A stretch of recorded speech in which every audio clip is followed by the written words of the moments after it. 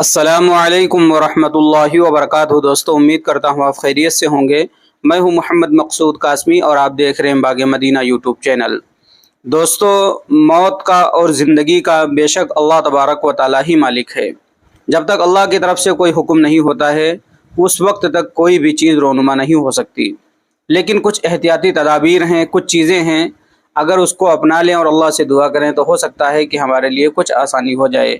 تو میں آج مخاطب ہوں ان حضرات سے جو بیچارے اپنے گھروں سے باہر پڑے ہوئے ہیں، امامت کر رہے ہیں، کہیں مدرس ہیں یا کہیں پر مؤذنی کر رہے ہیں یا وہ سفیر ہیں۔ میں انہی سبھی حضرات سے مخاطب ہوں۔ آپ حضرات میری ان باتوں کو بڑی دھیان سے سنیے اور اس پہ عمل کرنے کی کوشش کیجیے، انشاءاللہ بہت ہی فائدہ ہوگا۔ چلیے دوستوں، میں آپ حضرات کو بتلا دیتا ہوں۔ جہاں پر بھی کوئی امام امامت کر رہا ہے یا کوئی معلم مکتب وغیرہ چلا رہا ہے، سبھی لوگوں سے گزارش ہے کہ اپنے آپ کو مکمل حفاظت میں رکھیں۔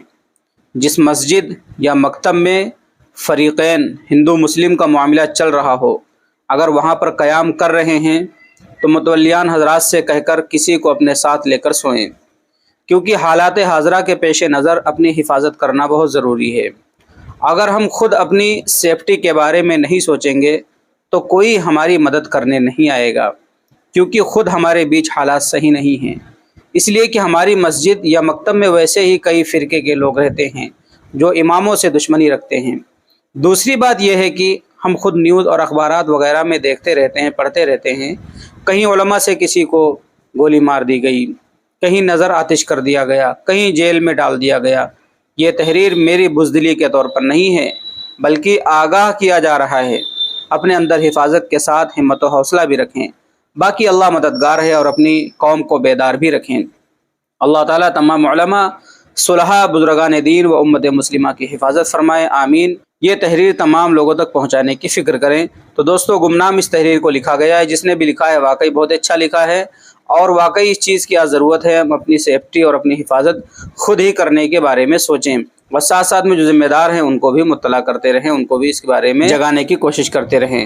تو دوستو، یہ تحریر اس لیے لکھی گئی ہے، ابھی حالیہ واقعات سے آپ نے دیکھا ہی ہوگا کہ ٹرین میں کیا ہوا اور ہریانہ میں کیا ہوا، حافظ سعد صاحب کو کس طریقے سے مظلومانہ طور پر شہید کیا گیا۔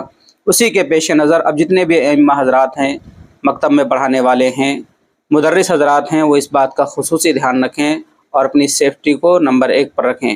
اللہ تبارک و تعالیٰ سے دعا، اللہ تبارک و تعالیٰ ہمارے علماء کی، ائمہ کی، مدارس کی، مراکز کی، مساجد کی حفاظت فرمائیں، آمین ثم آمین۔ اب آپ حضرات کا اس تحریر کے متعلق کیا کہنا ہے نیچے کمنٹ کر دیجئے، اور پہلی بار چینل پر آئیں تو سبسکرائب بھی کر لیجئے۔ چلیے دوستو، پھر ملتے ہیں انشاءاللہ جلدی کسی نئے ویڈیو میں کسی نئے ٹاپک کے ساتھ۔ السلام علیکم ورحمۃ اللہ وبرکاتہ۔